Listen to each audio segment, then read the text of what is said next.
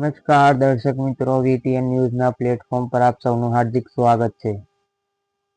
ડીસા તાલુકામાં 1259 બીપીએલ અને અંત્યોદય કાર્ડ રદ, તમામ રેશન કાર્ડ એપીએલમાં તબદીલ. ડીસા તાલુકામાં પુરવઠા વિભાગે મોટી કાર્યવાહી કરી છે. તાલુકાના ગ્રામીણ વિસ્તારમાં 1259 બીપીએલ અને અંત્યોદય કાર્ડ રદ કરવામાં આવ્યા છે. આ તમામ કાર્ડ હવે એપીએલ કાર્ડમાં ફેરવી નાખવામાં આવ્યા છે.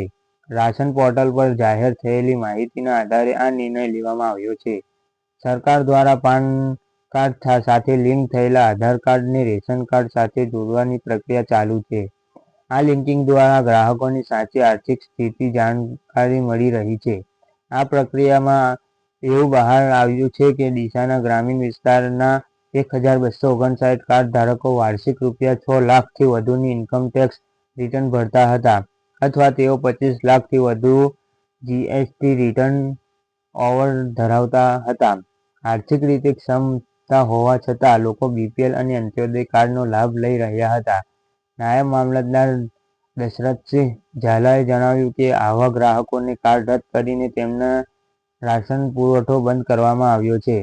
આ કાર્યવાહીથી સરકારશ્રી દ્વારા ગરીબો માટે અપાતી સહાયનો દુરુપયોગ થતો અટકશે.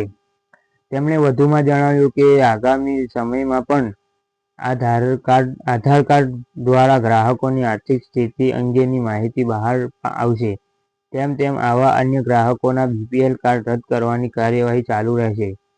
આ પગલાંથી ખરેખર જરૂરિયાતમંદ પરિવારોને જ સરકારી સહાયનો લાભ મળી રહે તે સુનિશ્ચિત થશે. ગરીબોને રાહત દરે અનાજ અને અન્ય રાશન સામગ્રી મળી રહે તે માટે સરકાર દ્વારા વિશેષ સહાય પૂરી પાડવામાં આવે છે.